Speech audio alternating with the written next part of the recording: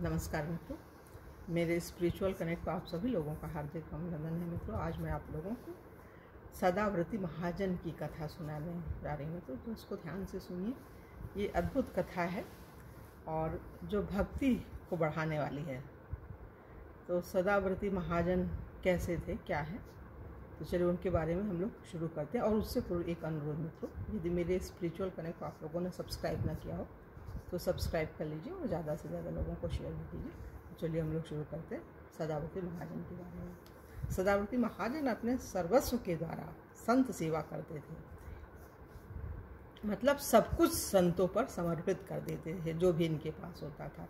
इनकी सेवा के प्रभाव से अनेक साधु संत इनके घर पर आते रहते थे। एक बार एक संत आए, इनके यहाँ अत्यंत सुख पाकर सदा इनके घर पर ही रहने लगे। सदाव्रत जी के पुत्र से उनका प्रेम हो गया, नित्य उसी के साथ खेला करते। एक दिन उस संत की मति भ्रष्ट हो गई, संत ही की मति भ्रष्ट हो गई। खेलते खेलते दोनों गांव के बाहर गए। वहां संत ने महाजन भक्त के पुत्र को आभूषणों के लोभ में आकर मार डाला और उसके शव को गाड़कर घर को आ गया। घर में पिता माता बाट देख रहे थे कि बालक कहाँ जाकर फंस गया। जब बाट देखते देखते 4 पहर बीत गए, फिर भी लड़का घर न आया, तब भक्त सदाव्रती ने गांव में ढिंढोरा पिटवाया कि मेरे लड़के को किसने रोक रखा है। इस बात को जो कोई शीघ्र बता देगा उसे उस लड़के के सभी आभूषण दे दिए जाएंगे। यह घोषणा सुनकर घटना देखने वाले एक सन्यासी ने आकर कहा कि तुम्हारे पुत्र को इसी संत ने मारकर धरती में गाड़ दिया है। यह कहकर भक्त महाजन को वह स्थान दिखा दिया जहाँ लड़का गड़ा था। भक्त सदाव्रती ने कहा, इस सन्यासी को पकड़ लो, इसी ने हमारे लड़के को मारा है।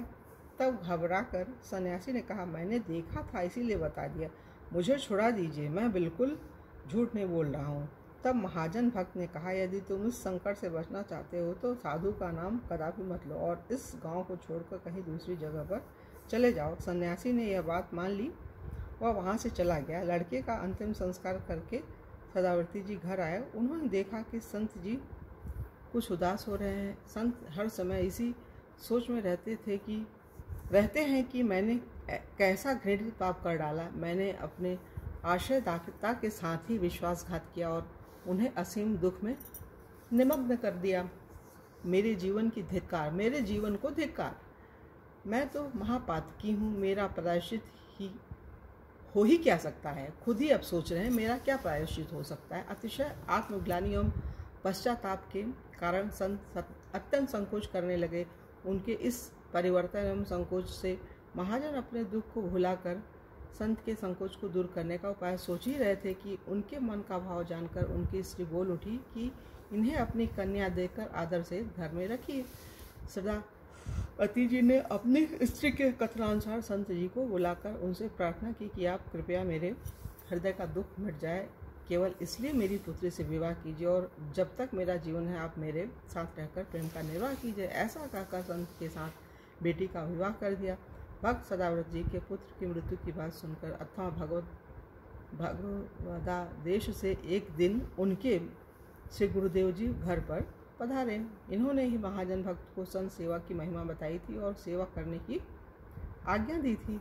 श्री गुरुदेव ने सदाव्रती से कुशल पूछते हुए कहा कि बालक कहाँ है। इन्होंने उत्तर दिया, अजी वह तो भगवान को प्राप्त हो गया। यह सुनकर गुरुदेव ने कहा, प्रभु ने तुम्हारी परीक्षा ली है, तुम्हारा पुत्र मरा नहीं है, इसी से प्रभु ने मुझे तुम्हारे पास आने की आज्ञा दी है।